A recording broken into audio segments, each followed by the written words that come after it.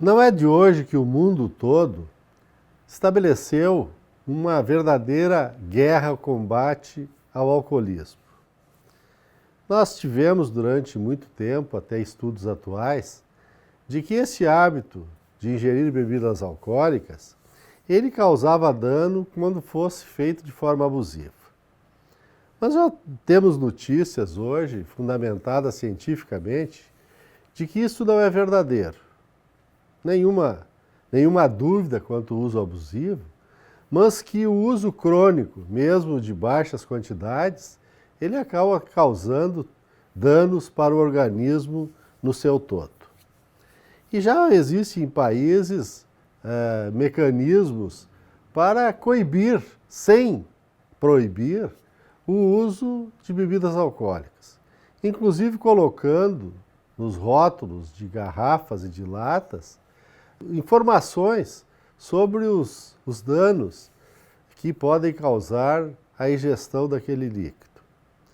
No Brasil, nós temos uma tradição no combate ao tabagismo, que tivemos muito sucesso, apesar de agora estarmos aí colocando em uma situação desagradável esses próprios avanços em função dos cigarros eletrônicos. Mas há, sem dúvida, algumas medidas que foram tomadas, que vêm sendo tomadas, como, por exemplo, um aumento da tributação no chamado imposto do veneno, em que as bebidas alcoólicas vão ser taxadas com mais valor na reforma tributária que recentemente o Congresso Nacional aprovou. Mas nós temos um quadro que ainda a diminuição do consumo de bebidas alcoólicas, ela se é animadora pelos números que mostram, como uma pesquisa recente do Datafolha, e que identificou em pessoas acima de 18 anos que consomem álcool a declaração de que diminuíram esse consumo, como também um aumento, e aí a indústria se mobilizando nesse sentido, para que tenhamos a oferta de bebidas sem álcool.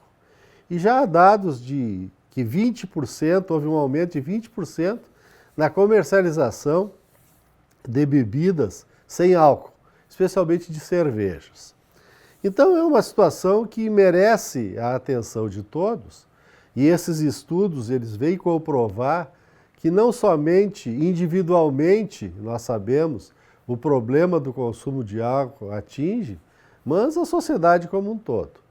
O Brasil gasta hoje em torno de 18 bilhões de reais somente nas internações hospitalares e na assistência de consultas, enfim, para as pessoas que extrapolam, que chegam num estágio de doença, mas também aquelas que cometem em função disso outros danos, como acidentes automobilísticos e assim por diante.